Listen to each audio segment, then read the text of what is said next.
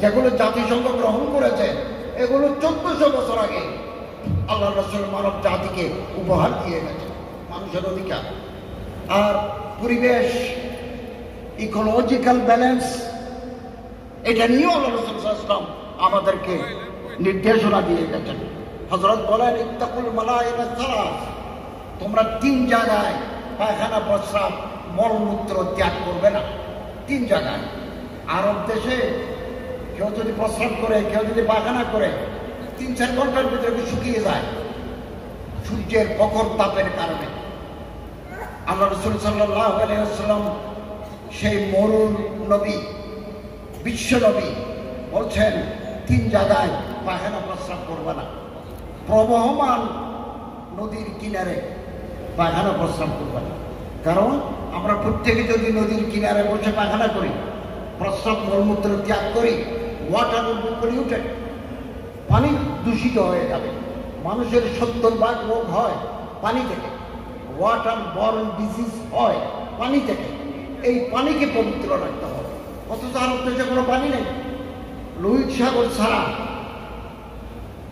Saudi আরবের ভিতরে, আরব দেশের ভিতরে কোনো নদী নাই।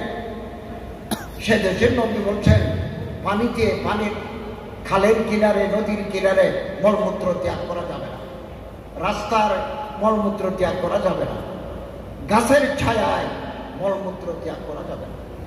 1000 বছর আগে হযরত সাল্লাল্লাহু আলাইহি ওয়াসাল্লাম বলেন, তোমরা যদি জানো আগামীকাল কিয়ামত হবে, তোমরা যদি আশঙ্কা করো পৃথিবীর মেয়াদ শেষ, আগামীকাল কিয়ামত, ফি ইয়াদিহি ফাসিলাতুন, তোমার হাতে যদি গাছের ছাড়া থাকে, ফলে ইউগরিসহা, কালকে কিয়ামত হোক, আজকে তুমি ছাড়া মাটিতে রোপণ করে দাও। কেন? ইকোলজিক্যাল ব্যালেন্স জন্য গাছ দরকার। গাছ অক্সিজেন সাপ্লাই দেয়, আমরা সেই অক্সিজেন গ্রহণ করি। আমরা কার্বন ডাই অক্সাইড ছাড়ি, অক্সিজেন গ্রহণ করি। গাছ কার্বন ডাই অক্সাইড গ্রহণ করে অক্সিজেন ছাড়ে। এই জন্য গাছ দরকার। কালকে কিয়ামত হোক, আজকে গাছ রোপণ করে দাও। এবং দুঃখী অভাবগ্রস্ত মানুষের পাশে দাঁড়ানো একটা মডেল আল্লাহ রাসূল সাল্লাল্লাহু আলাইহি ওয়াসাল্লামের জীবনী। আমরা ইসলামিক ফাউন্ডেশন থেকে আল্লাহ রাসূলের জীবনীর উপরে অনেক মূল্যবান গ্রন্থ প্রকাশ করেছি, অনুবাদ করেছি। আগামী দিনেও আরো উন্নত হযরত সাল্লাল্লাহু আলাইহি ওয়াসাল্লামের জীবনী গ্রন্থ ইসলামিক ফাউন্ডেশন থেকে বের হবে ইনশাআল্লাহ। এবং আমি আজকে এটা উদ্বোধন করলাম।